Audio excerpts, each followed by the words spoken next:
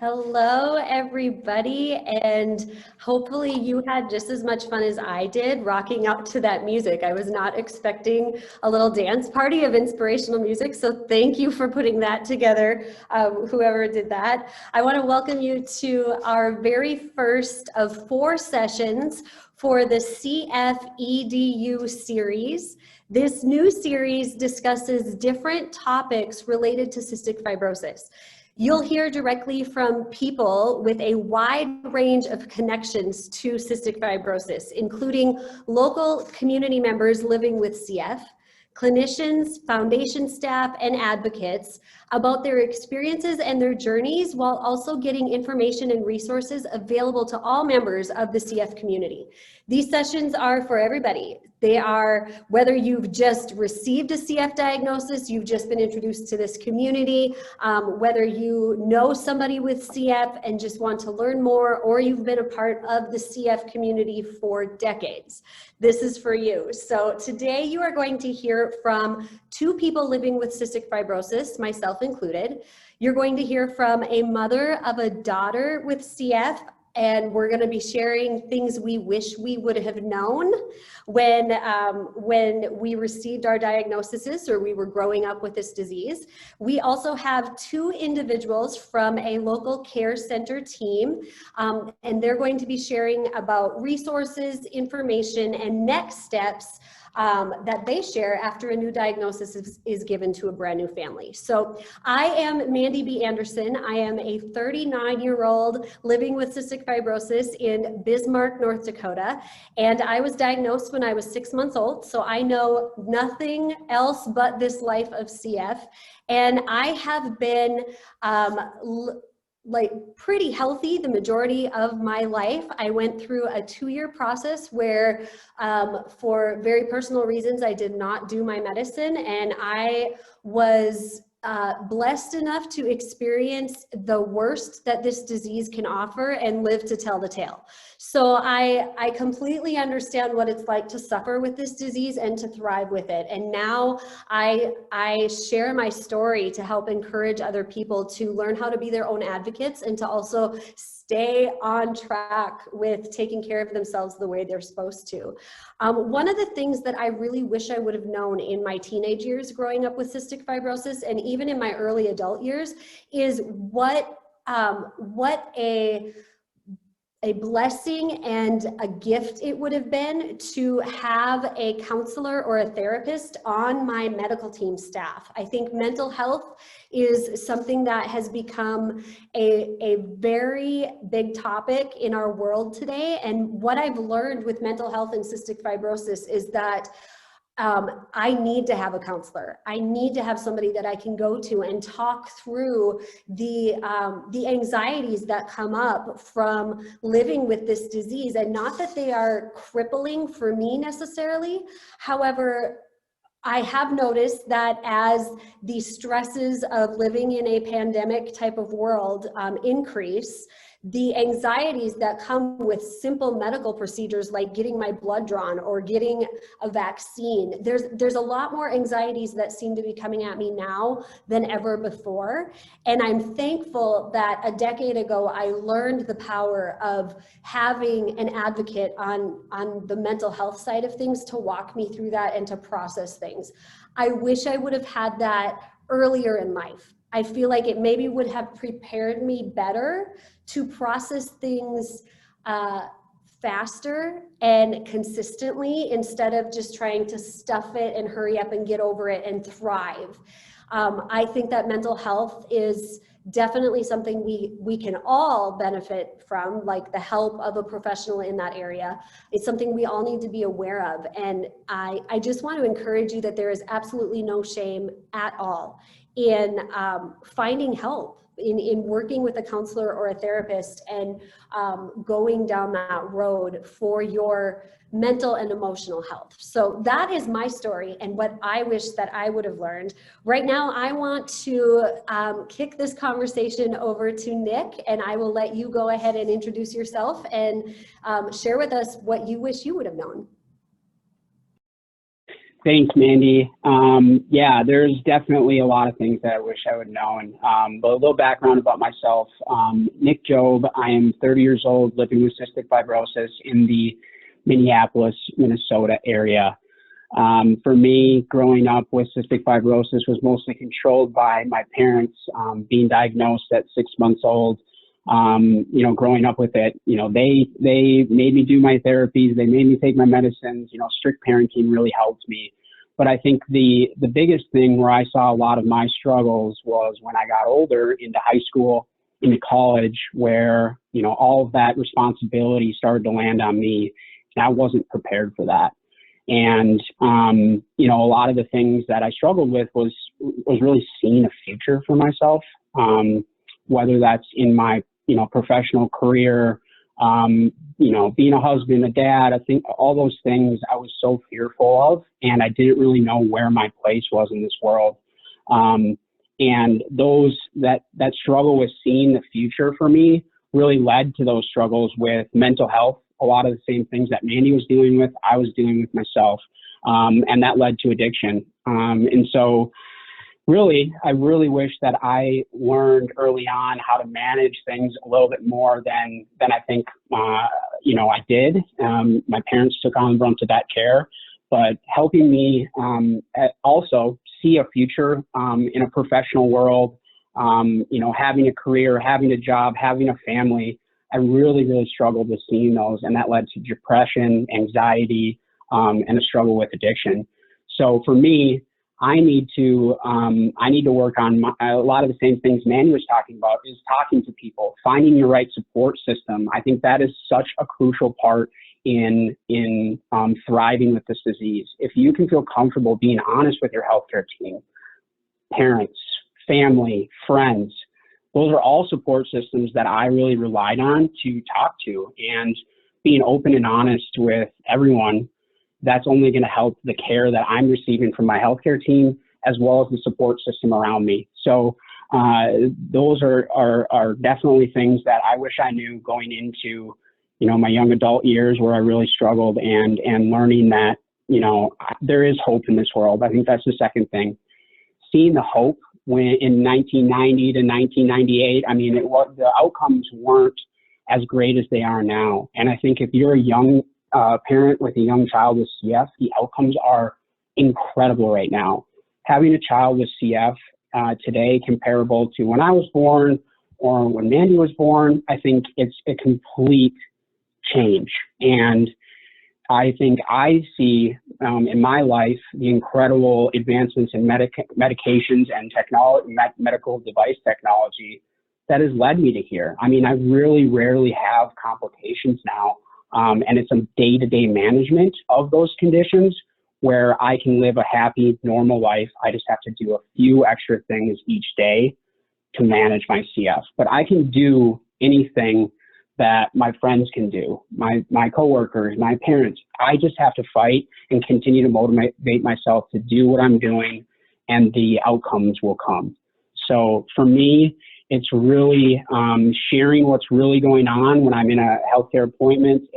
It's being honest with my parents, with my friends, with my coworkers, and those support systems have helped me in my career, in my personal life, to thrive with this disease.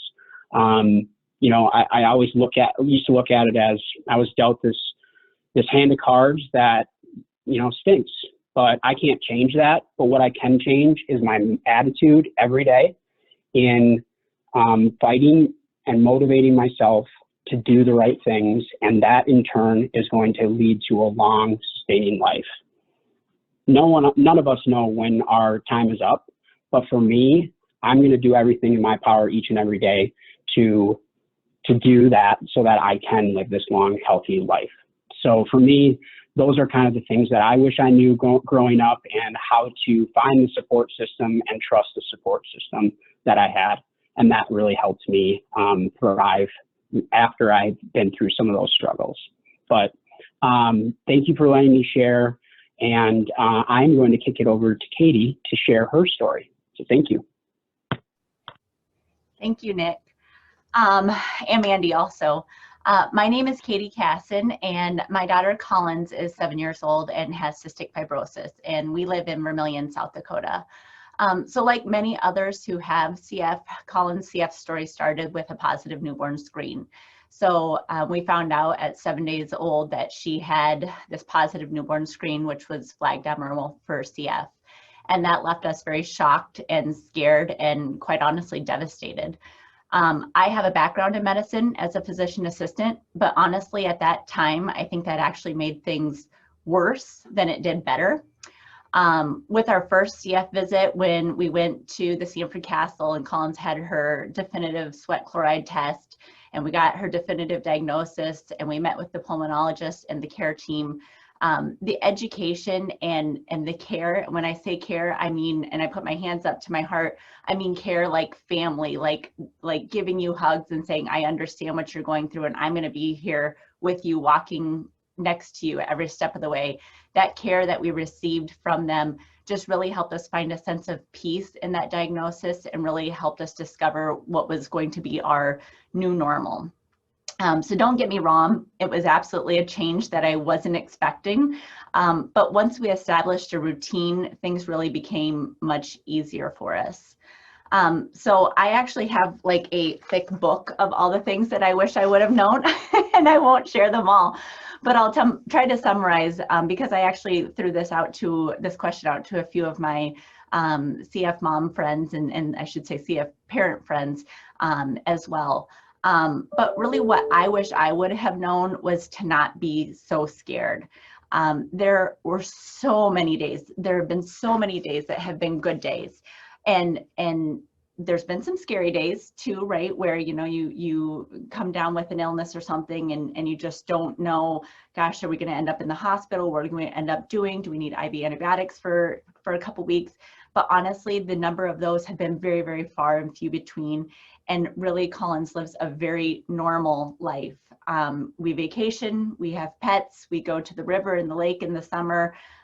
We go to events, she goes to school, she has sleepovers and play dates. So all the things that any other 7-year-old does, Collins does too. And we really have this incredible community and family and friend support group who knows her and knows her story and really is there for her in any way they can be. Something else that I want to share is that I wish I would have known to not be afraid to call the care team. They know that I don't know everything and they are totally open to answering questions that you may have. And that's certainly something that another family had mentioned also. You know, if there's something that you're doubting, just pick up the phone and call them. They're there to help you. I also wish that I would have known initially on, right after Collins' diagnosis, that it is okay to not join every single social media group that has to do with CF.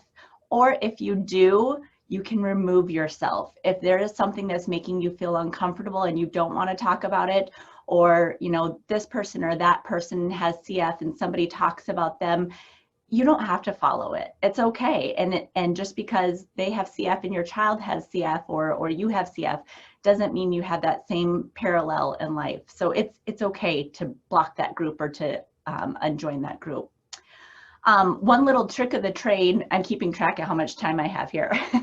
One little trick of the trade that I had was when Collins was a baby, you know, we'd go someplace and my husband be driving in the car and I was going to give her a snack or something in the back seat. And so, you know, you have these little enzymes that you're supposed to open up and put on applesauce. Well, you're riding in this bumpy car. If you live out in the middle of nowhere, like I used to, we go see my parents, you know, and we're on a country road and I'm bouncing and I'm like, okay, I can't get these enzymes on this applesauce. What am I going to do? Well, I found a trick of getting a little contact case. And I would open up the number of enzymes that she needed before we went anywhere, and I would dump them into the contact case. So I knew that she always needed 4 enzymes with her meal. So I dump them in there. So then when we were, say, in the car or at an event where I'm holding her and I'm holding a spoonful of applesauce, I can just open the contact case and dump them in there real quick and pat them down on the applesauce, and away we went. And with that being said too, in the middle of the night when you wake up and she wants to eat, and you're like, oh my gosh, how many enzymes does she get? I would have all of those already opened in little medicine cups sitting on the cabinet. So as long as they weren't getting damp or anything, it was okay to do that. And I did that with salt too. You know, babies need so much salt. And so I'd always have like 1/8 of a teaspoon of salt measured out for her. So every day I would go through the day and just sprinkle a little bit of salt in her applesauce and pat it on down there and put the enzymes on top of it, and away we went. And then the other thing that I really want to share is that as your kids get older, and we dealt with this with Collins, you know, CF's not always fun and games, and there'll be times where it's hard to get treatments done. Enzymes wasn't ever so much an issue for us, but treatments, you know, they see their friends doing stuff, and we have to leave an event because we have to do treatments. But we really discovered that you can do treatments pretty much everywhere. We've even tried to do them on a boat in the river, which that gave me anxiety. So we cut that out and didn't do that. But one of the coolest things last year that we did with quarantine and everything is when it got nice out, we go sit on our front patio and we do we do treatments out there. And, you know, we play games, and we do treatments in forts, and we do treatments in the basement in the little kid play area, and we do treatments outside on the backyard. So we were just really trying to switch it up and meet them where they were and say, you know, do you want to do treatments in a fort today, or do you want to do treatments at the kitchen table and play with slime? So give them options. So I have many other things that I could share as far as what I wish I knew, and what I'm sure I would have other things tomorrow that what I wish I would known. But those are some of the major things that come to mind right off the bat. So with that being said, now that I've been super long-winded and I apologize, I'm going to turn this over to Janelle. Hi everyone, my name is Janelle. I'm one of the RN care coordinators for pediatric pulmonology in the cystic fibrosis program in Rochester, Minnesota at Mayo Clinic. And I've been a nurse for about 10.5 years. So not all that in CF, but the last quite a few, 4 years, I believe. So when they asked for us to talk on this, I want to say thank you to the CF Foundation first, because Vicki and I can speak with Vicki too, we're very honored to be on this panel to learn from others. Because we personally cannot imagine what any parent, caregiver, or patient feels when we give them the diagnosis of cystic fibrosis. And so, but as you guys mentioned it before, what we can do as your care team, no matter who it is, we feel that heartbreak with you. And I want you guys to all know that. When Katie was talking about that sense of family, we want that for you. We want you to feel that. And because we will be alongside you every step of the way. And so I just kind of am echoing actually what everybody else said about that. And some other advice I can give, and Nik spoke about this earlier, is hope and patience. I think in regards to hope, it's hope for the future, hope for continued research, hope in your care team and yourselves as parents and caregivers, but also in your community. And that community means the CF community. And I really try to emphasize that at a new diagnosis visit, because the CF Foundation is made up of community members that are bold, forward, innovative thinkers who seek nothing but the best to get the best outcomes for our patients. And so, as Nicholas spoke to before, what CF was 7 years ago, when I first was more ingrained in it, to what it is now is completely different. And so that sense of hope, you know, is what that parent was wishing for then is already happened now. And it's even getting faster and faster. And I think we can feel that with the new modulators coming out and the outcomes that we are seeing as the care team. So that's happening so rapidly. I always emphasize that at a new diagnosis, is to have that hope, because you will just look for something and Google search it or whatever, and you're not going to get the most accurate information. So what you guys spoke about before too with communication, also please call or send a message to us at any point. We want to help you with your questions, make you feel comfortable, and you know, any questions that you have, whether you think they're silly or not, we want to answer them for you. That's part of that community, and we want to be a part of that with you. The other thing I'll speak to briefly is just being patient with yourselves as parents and caregivers, being patient with your new baby as well, because you're still learning your baby, right? And so let alone being a parent, and then a parent of a baby with cystic fibrosis is so hard. So don't beat yourself up over anything. Again, just have that hope and that patience with the entire process, and have patience that you're going to learn everything at some point we'll teach you along the way, and we'll learn together. So those are the biggest points that I wanted to share and advice to give. So next, I'll bring it up to Vicki, one of my coworkers. Thank you, Janelle.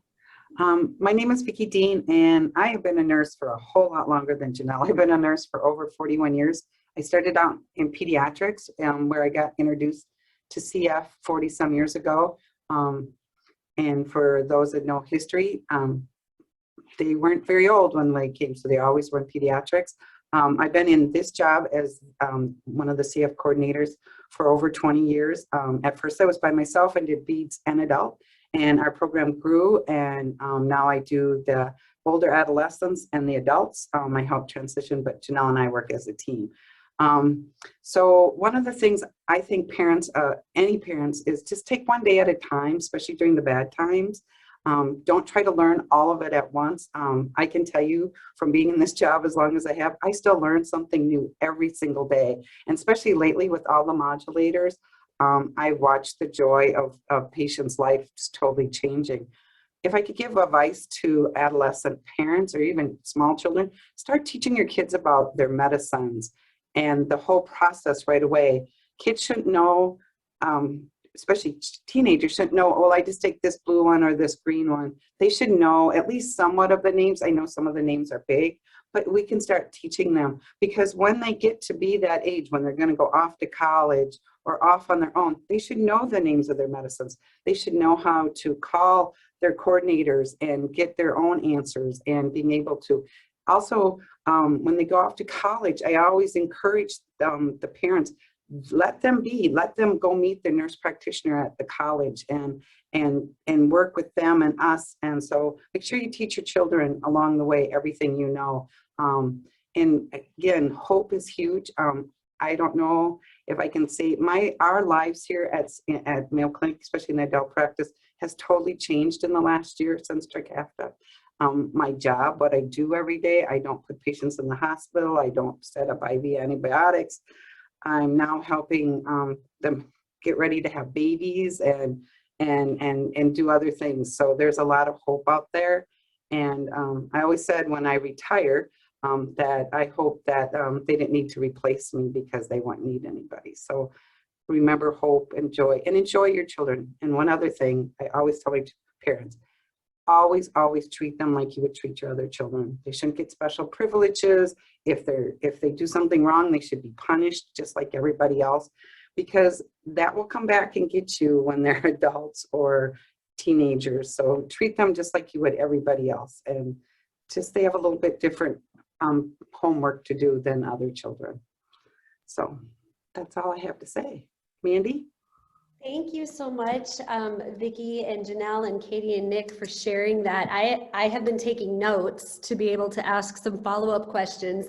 I do want to tell all of our attendees today, if you have a question, please share it in the chat, because we want to take the rest of this time to have a Q&A and to talk through some of these things. So as you might be typing up your question or thinking of a question, I'm actually going to ask Nick a follow-up question, and anybody on the panel that wants to add to this, you can feel free to do that as well after Nick is done. But we've heard a lot today about some great advice from the providers about, Vicki mentioned teaching your kids to know their medication list. And I loved the ways that Katie shared of how she is, giving that encouragement to Collins. And I couldn't help but wonder, Nick, if you've experienced something similar to what I have, where, and maybe you have, you kind of alluded to it a little bit, but I found that there's this interesting experience as an adult with CF, where when you cross over to that season where CF is no longer controlled by your parents, it's a tricky place to be, not just from taking care of yourself, but learning to advocate for yourself and speak up, and not just with your CF team, but I feel like all of the other areas of just health as an adult in general. There's more that goes to it as an adult with CF with every single area of health that we encounter. So can you share a little bit about what your experience has been in learning how to advocate for yourself, especially going through that journey of overcoming addiction and depression and anxiety? Yeah, absolutely. I think it's such a great point, and I'm glad you asked it because I forgot to talk about the advocacy side. And when I went off to college, you know, it just kind of turned into this constant battle of like, do I really need to do all this? What's the point? And for me, it really helped me turn a corner. You know, I hit rock bottom dealing with mental health and addiction. And for me, it's really coming to terms with CF. It wasn't really the addiction. It's just I couldn't deal with the pain of potential, you know, dealing with life expectancy. It's a really tough thing for any CF patient to deal with. And that was a constant battle for me. And when it comes to advocacy, when I went from the pediatric clinic to the adult clinic, I had to really take on the ownership and the management of all of that and having conversations. And when that kind of first happened, it was a lot of lies and dishonesty. And, you know, I thought I was doing the right thing because I wanted to manage my whole life, you know, my way or the highway. But that's not how, you know, our care team and the system works. We need to work together. And that's helped me have honest conversations with my healthcare team, my parents, my friends, everyone. And also giving me the avenue to advocate for myself. You know, the healthcare team, I'm not trying to say that everything the healthcare team, you know, brings me isn't great, because I think every time they come and offer something additional to my regiment or want to take something off, I think it's a teamwork kind of thing, and saying and speaking up when something isn't working.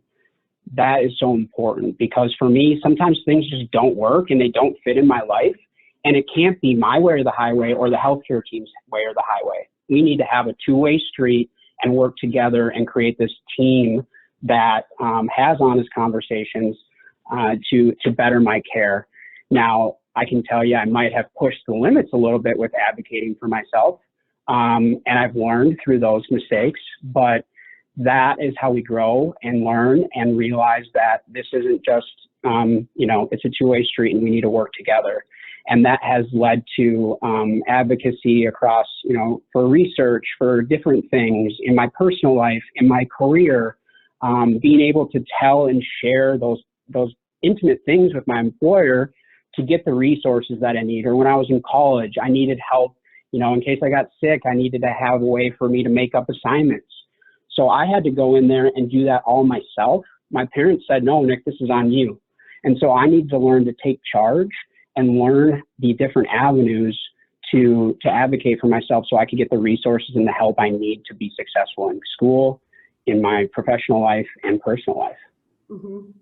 I love how you mentioned that, you know, you push the limit on advocating for yourself. I am a life coach and a leadership coach by profession, and that is exactly how we grow as just human beings. And I think in the world of growing up with CF, we do push the limits because I've heard it said that a lot of people go through a rebellion phase when they get to college where they don't do their treatments and they just want to have fun. I never went through that phase in college. However, years later, in my late 20s is when I went through it, and my reasons were way more spiritually based than simply based on rebellion, but it was my version of rebellion. And I think we push the limits because we're learning what it is that we can handle. And I know for myself, my advocacy journey has been making sure to let my CF team know if there's somebody on the team that I don't really jive well with. Learning to speak up when I feel like I'm not being heard or respected. That has been a really interesting journey to walk through. And it's only been in the last 5 years where I've had to do that and make sure that even though I have concerns, like they need to be addressed. And there are some professionals that, only one in my entire experience of medical professionals with CF, only one where they refuse to give me that communication and that conversation. And I had to put my foot down and say, listen, every person deserves to have their questions answered so that they can fully understand what it is they are stepping into and what decisions are needing to be made, as well as what the process is in, you know, figuring all of this out medically. So I think that was something that I found interesting. I don't know if you've ever experienced that, Nick, where you've had to stand up for yourself when maybe you butt heads with somebody on your team. 100%. And for me, my healthcare team is like my second family, right? I know them so personally, and I've known them for my entire life. And so if I'm not feeling like I'm being treated with respect or, you know, having issues, it's an uncomfortable spot to be in as a patient and having to communicate that. But that's how we learn and we grow. We put ourselves out there, get vulnerable, and say, hey, this isn't working for me, and I need the support that I expect out of you, because this is my life too, and I need to get what I need out of it. And I think one other thing that I have to mention is a lot of my rebellion comes from control.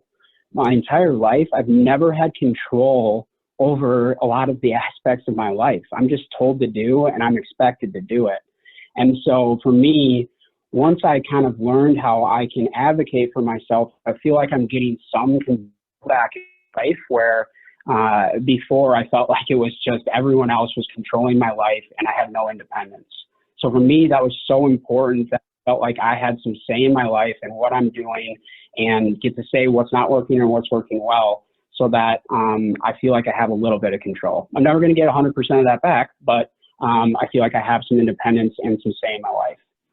Yeah, I would say that is probably at the root of every single CF person's season of rebellion, is wanting to be in charge of their own life, that we didn't ask for this, right? Like, no parent and no CF patient asked to be given this stack of cards, but yet we need it every day. And sometimes we go through a season where we just have to throw all the cards up in the air and control what we can to find our footing. So I'm glad you brought that up. Channing is asking, Katie, have you ever experienced any of this type of journey with advocating for your daughter? Yes, actually. So ours has kind of been in the medical setting also, where, you know, we go in for maybe an upper respiratory infection. We're about an hour away from our care center. And you may see somebody in urgent care or the ER or whatever, and, you know, they would recommend a certain antibiotic, but I know that Collins typically cultures MRSA. So I know that that antibiotic usually doesn't work. So, you know, I would say usually we try Bactrim or something else. And there's definitely been times where the conversation has been, well, let's try this first, because this is the medication that we recommend for this particular, you know, whatever it is, upper respiratory tract infection. But also having a little bit of that medical background also, I would just say, you know, this is something that, would you mind just calling our care team and asking if they are okay with this, or if they would recommend something else based upon a previous sputum culture? It can be a little bit uncomfortable because these are also people that I work with. But one of my colleagues had also once told me, it was somebody I went to PA school with, he had made the comment to me that, you know your child better than any of us. And even without your medical background, you know more than I do about CF. And so I think that goes to speak for a lot of CF parents. They live this day in and day out, and they already know that when somebody comes down with an upper respiratory tract infection, we're going to increase treatments and we're going to do all these extra things. You know, so I think certainly that's been a time where we've had to advocate. And then also, Collins has a couple other issues with some back problems and everything, and it just hasn't been resolved. And so we've kind of gone round and round and round with all sorts of different care teams, and we've kind of finally gotten to a happy medium spot where it's been something that, okay, you actually believe us that she actually does have this issue, and now we're trying to get this addressed. So just, yeah, absolutely, I would encourage patients to be the voice for their child. Your child is telling you something every day, and they may not either feel the ability to talk to their care provider, or with that being said, you know, you're the parent, you need to do it, you need to stand up for them. Awesome.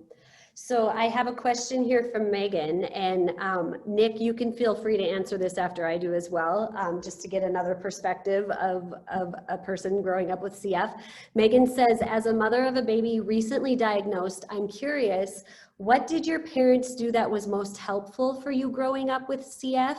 And is there anything that you wish they knew or had done differently? So I think the most helpful thing that my parents did is, I don't know if they ever had somebody give them this advice or if it was just something they chose to do, but the advice that Vicki said of treating your child like your other children. My parents did that, and I'm an only child, but they treated me like I was a normal, healthy child that just needed to have a little bit more responsibility. So my parents never made me feel like I was in a bubble where I had to worry about getting sick. There definitely was a victim mindset that came with growing up with CF, and I think it's just the monkey on your back that comes with the disease, and it hits you at different points. And a lot of times for me, that mindset came from other people's perception of what they read online, or somebody else they knew who maybe had a child that passed away at a young age. Their perceptions often made me feel like a victim, but my parents never made me feel like a victim. And my respiratory therapist, it's funny because I've heard this over and over again from all of you on the panel, that your medical team is like a second family, and they really are. And I have one respiratory therapist that I've known for probably at least 3 decades, and she's like my respiratory therapist bestie. And she told me when I was a teenager, and this has stuck with me for decades, that she said, you know, Mandy, when you come in here, you're different than a lot of the other CF patients that we see, because a lot of them are a CF patient that happens to be living, but you are a person who happens to be living with CF. And that mindset is a big distinction between how you overcome the circumstances that go with CF. And I've held on to that. And I'm really thankful that my parents treated me like that. It's not that we ever sat down and had big, lengthy conversations about personal growth or anything. That wasn't a part of my growing up. That was a passion that came later in life. But they definitely encouraged me to do the things I was passionate about. I was a singer growing up, so I was constantly singing. I was in a bunch of singing competitions. They never made me feel like I can't do something because of CF. They encouraged me to do it and to be responsible with my health. And because of all of that foundation, it was easier for me to bounce back from my season of rebellion. So that's one thing they did well. If there was anything I wish they would have known, it goes right into what I said at the beginning. I wish that the stigma of mental health wouldn't have been there in the first place. And I wish that not only my care team, but also my family and society in general would have known that this is important to address while you're growing up with a physical illness too, that you need to treat the whole person, not just the disease. So that's what I would answer with that. Nick, if you want to weigh in too, you're welcome to. Yeah, definitely. I have one point. I think my parents preached to me, like, you're a normal kid. You can play all these sports. You can do anything that your friends can do. You just have to do a little extra things every day, right? So for me, I strived in sports, and that was like my go-to, and, you know, playing college hockey and different things like that. Sports was a great way for me to feel normal and feel like I could keep up. One thing that I wish my parents wouldn't have done a ton is I'd come home from college, or, you know, even now I've gotten to change a little bit, but the first thing they ask me is like, how you feeling? You know, have you done your therapy? Are you keeping up with your medications? Like, Mom, I just aced a Swedish test the other day. Like, isn't that important? Or, you know, like some normal things, rather than them going to, you know, nagging me about all these different assets or facets of my life that they are curious about. So for me, I told them that, and that was a big thing, a big area of concern for me, is just like, treat me like a normal kid here. Ask me about, you know, relationships, friends, college, anything outside of my health, because I'm sure you're going to ask more of that, you know, when I get home. So that's one thing, is just treat them like they're a normal kid. Obviously, they have other things going on, but make them feel like you value other things than just how they're doing health-wise. So that was my only kind of addition there. So another question that we have that that could be for Nick and I, but also for Katie, is what's the best piece of advice that you've received that's made an impact on your life navigating CF? I'm gonna say mine is everything I just said.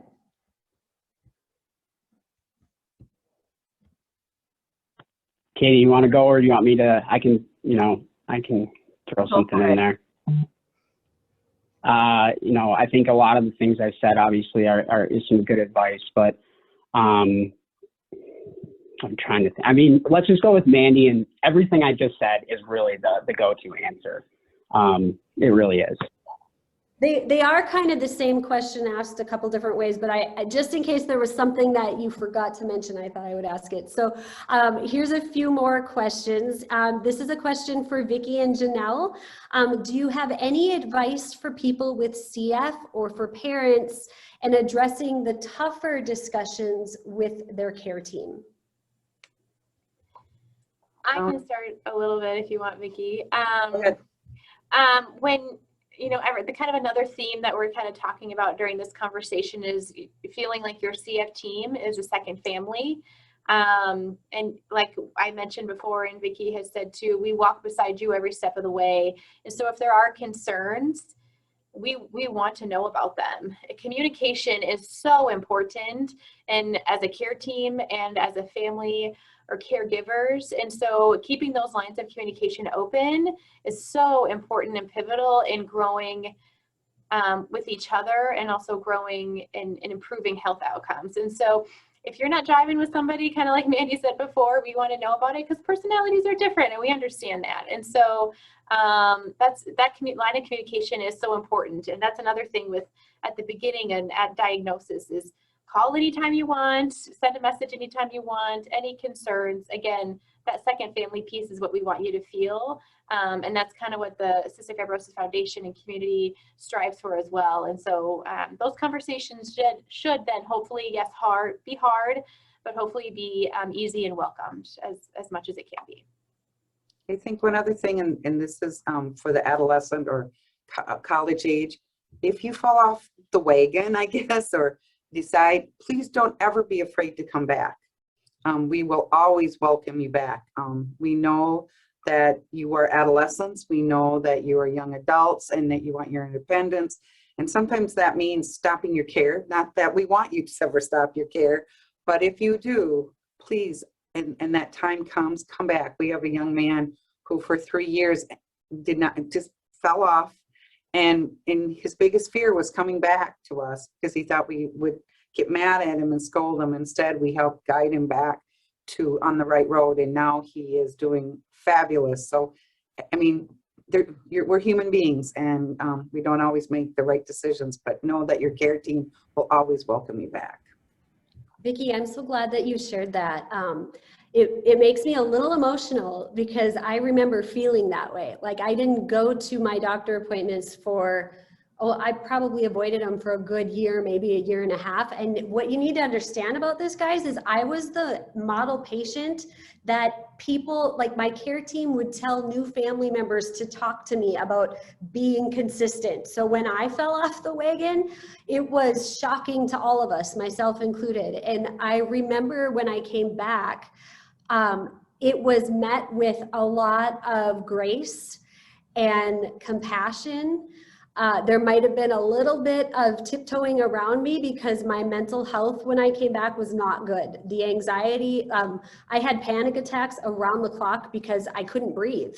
So that was something that I did not know would go hand in hand with not being able to breathe and not being able to do, like not doing your treatments. And so they definitely encouraged me to keep coming back, knowing that I might not have been listening to them for that month or two before things got really bad.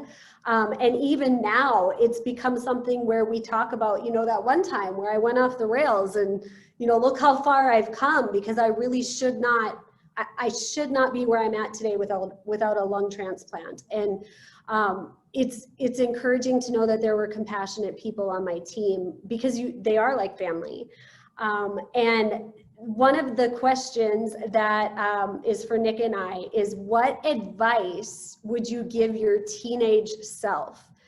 So I don't know do you have an answer already, Nik, or do you need a few seconds? I wrote one down, so, okay, I'll go first. So I think the advice I would give my teenage self is not something that I would have thought of had I prepped ahead of time, to be honest.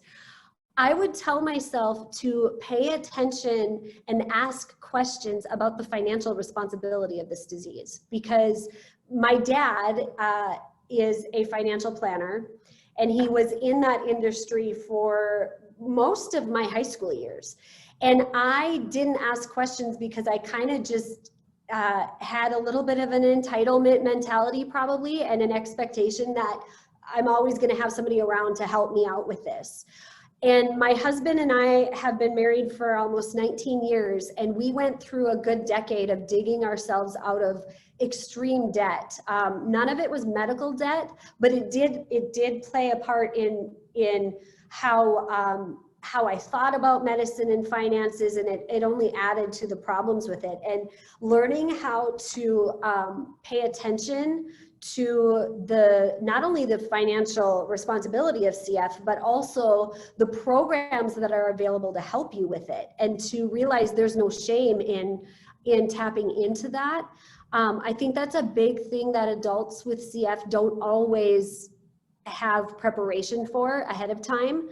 Not every personality looks at finances the same way. There are those who are very, very strict, and they view it as, yeah, I'm going to make sure that I stick with a budget, and I'm going to build for my future and all of this. And then there's like 75% of us who just kind of like, what, budget? What does that mean? And that's just humans in general, right? I once heard somebody say that they view their budget as, if there's checks in their checkbook, they must have money in the account. And that's not true. So I would tell myself, go back and ask questions, like learn what it's going to take. The very first time that I was in charge of paying for my Pulmozyme, I almost fell over at 19 years old, and I had no idea how much it was. And so even for parents here, to maybe just sit down, and as you are teaching your teenagers and your preteens about a budget, sit down with them and tell them, this is how much your medicine costs. These are the places where you know, we tap into financial resources, or this is how we set aside money to be able to handle it. This is what it means to, you know, pay your insurance every month, and what it means to reach your deductibles. Like, I wish I would have been the type of teenager who thought to ask those questions, because it would have saved me a lot of heartache. How about you, Nik? I think that's great. I just want to, I'm going to do an adult, you know, advice and a pediatric one, or a teen. So building off of what Mandy said, you know, when I got into my career, you know, do I want to put money aside for a 401k? No, I don't know. Will I ever see that money? You know, will, you know, my dad just get that at some point? I didn't know, but my dad told me, invest in your future. there's going to be something available that's going to extend your life, and you're going to wish that you put money aside in a 401k or, you know, investing into my future. So with Trikafta coming around and the results that I've seen, you know, I feel like I can actually see that money in my future, where before I was just kind of like, I'm putting money away and I'm wasting it when I could be spending it. So invest in your future is kind of my adult advice. And then teenage advice, I struggled so much in growing up and just rebelling and finding ways to not do therapy, squirt meds in the couch. It's just, I really struggled. So, you know, I wish my parents were more aware of that and really showing myself, and it all comes back to hope and seeing a future for myself. If I can see that, I probably wouldn't have gone through a lot of those struggles, because I was rebelling and just wanted to party my life up until, you know, I was 6 feet under. But that's not the way to live a life, and that's not a happy life. That's what I thought. And after I went through addiction and had to do a lot of inventory, I figured out ways that, you know, I could keep motivating myself, inspiring myself. And when I do struggle, it's just finding something to do that is more constructive than just partying, and, you know, putting people around you that actually care about you and want to support you. That's what I wish I, you know, told myself when I was, you know, growing up in high school and going into college. Is just surround yourself with people that know what you're going through and want to support you, rather than people that'll continue to point you in the wrong direction. Mm-hmm. So we have a few questions left. I know we wanted to wrap this up at about 2 p.m. So we'll stick as close to that as we can. I do want to ask the questions that are still in here, and there's about two of them, I think. So this one, I have 2 questions for Katie. And let's see here. The first question is, what is one thing that you're excited for your daughter to do or experience as she grows up? And then people are loving your tips about enzymes. So they're wondering if there's a few other little tips or tricks that you've figured out to help make your child's life with treatments and daily life easier. So if you want to share that, and then there will be a question for Janelle and Vicki after that as well. Great. So as far as the tips and tricks, that enzyme one is by far the best, but I'd say the other thing is just have enzymes everywhere. I mean, I had these little things from Tupperware, and they're filled with enzymes, and they're in the car, and they're at a friend's house, and they're of course at school, and they're in my husband's car. I mean, we have enzymes everywhere, because every once in a while you're just going to forget, right? They're in my purse, and they're everywhere. So if I think of any other tips, I will share them.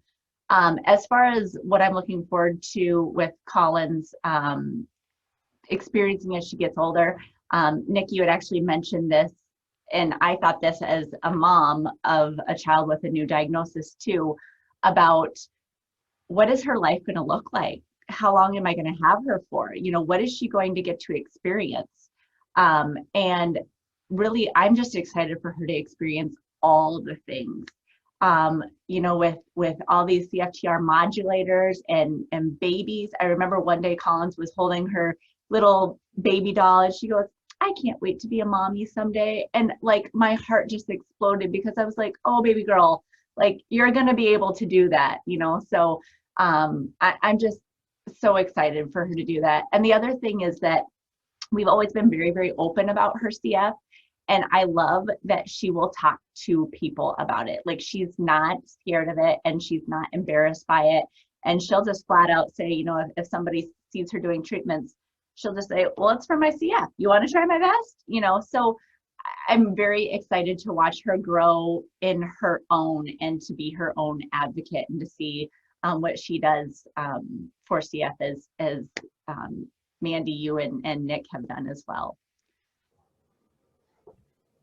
I love that you said you're excited for her to experience all the things, right? Like, whatever whatever great, awesome things life has to offer. Thanks for saying that. I think that's what a lot of parents want for their kids. And I have loved how much Nik has talked about hope, because there is so much more hope now.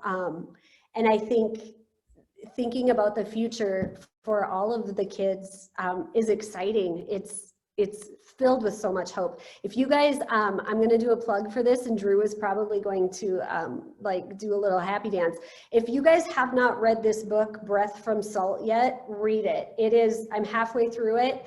It is like reading the story of my people and the history of CF and how far we have come in almost 100 years, to be honest, like over the last 90 years. It's amazing, and it's encouraging, and it's filled with so much hope. So that should definitely encourage all of you. So we're going to ask the final question today. This one is for Janelle and Vicki, and I have to find it. Here it is. Okay. Do you ever pair up newly diagnosed families with some of your veteran families to help them through the first years? Yes, we do. However, there's patient confidentiality that is a huge factor, and so you do in some way, shape, or form if it's needed. More or less, though, I want to put a plug in for the CF Peer Connect program. So that is absolutely huge, and they will, if you go into that, they will pair you up and do a survey of what you need a connection with, and with whom. Are you seeking it with another mother? Is your teenager needing it for another teenager, or should they be, you know, a young boy that Vicki was talking about earlier, maybe paired up with Nik, you know what I mean? They try to do it within regions as well. And so the CF Peer Connect is a safe way to do it. And it also is a better way, questionnaire of the goals that you're looking for in order to kind of be more successful in whether it's routines or tips and tricks and things like that. And so I will put a huge plug in for them, because we will refer to them if we feel like a family needs that. I think also getting your families involved with the CF Foundation, the walk. Yeah. Parents who want to find other people, they'll look for that person. You know, I love going to the CF walk. Unfortunately, we can't do it this year, and we couldn't do it last year, but they just seem to know which parent is the parent of the CF patient, or which patient is the CF patient, and they'll really advocate for themselves. Because I remember when I first started, and that they would, is there somebody older than so-and-so, or what is your oldest patient? So so they will find them. But yeah, if we can get around the HIPAA and not, you know, of course, do that part, we do and do it, but it's hard because we have to do confidentiality. So how do you, if I could ask a quick follow-up question on that, Vicki, how do you handle that if somebody comes up to you at a CF walk and asks you, you know, could you introduce me to somebody? Are you able to do that in a group environment like that, or how do you handle that so you can direct them in the right direction? You know, I don't just point out who they are. I might say, let me go talk to some people, and then just, you know, there's another family who would like, they're over in this corner. Would you like to go seek them out? But I mean, I might introduce them once they kind of seek each other out. But again, confidentiality is huge, because you have to be, because I know who they all are. I have to be really careful. So, but yeah, if the adult one says that's fine, and the peds one, I'll introduce them, and then I leave, because they need to do the talking, and I need to let them, but I also need to make honor their confidentiality. I wanted to chime in real quick too. When Collins was a baby, a couple of us CF moms decided, gosh, there's a bunch of us around here, and you know more than me and all that. So we started this Facebook group for kind of us right around the area, and that has been the absolute best. I mean, sometimes when you just have a question that you know another mom is going to understand, you know, just putting it out there first is one of the best things. So one of the highlights, I guess, or one of the silver linings of being a parent with a child with CF is that we have met this incredible group of people, and they really have been a huge support system and understand really what you're going through. Nik, do you have anything you wanted to add? You're unmuted, so I wasn't sure if you wanted to be called on or not. Oh, you're good. I think everyone had some really good points there. But I just want to plug into, you know, I'm more than happy to talk with any families. And if you need, you can always go through the CF Foundation. Drew has my number, my email. You know, anytime you need something, Drew knows that he can connect me 24/7, 7 days a week. You let me know, I'm here. That's part of being an adult with CF is supporting the next generation of CF patients and families coming through. So don't hesitate to contact me or CF Foundation to get in touch. And I would say the same, and Katie says same for her too. So there are a lot of resources that are being shared in the chat. Is it possible, Drew or Channing, for you guys to email us the resources in the chat afterwards, just in case not everybody was able to take it down or take it off of the chat before we hang up? Yeah, 100%. And we'll post this when we put on YouTube. We'll put links in there as well. Okay. Perfect. Awesome. So Lisa says the CF Research Con is coming up, and there's a link for that. I wanted to let anybody know in North Dakota, there is something called the Cystic Fibrosis Association of North Dakota, and they advocate and fundraise to help families pay for medication. So that might be something to look into as well. And they also provide a great resource of connecting you with other CF families and patients for that support group type of feel. And they love working with the CF Foundation as well. So I'm not sure if they help South Dakota or Minnesota. I don't know if they've expanded their territory or not, but it would be worth a conversation for that as well. With that, I'm gonna go ahead and just wrap this up. This has been fun. I hope you guys have found it as fun as I have. It's been encouraging to hear other stories. Your questions have been great.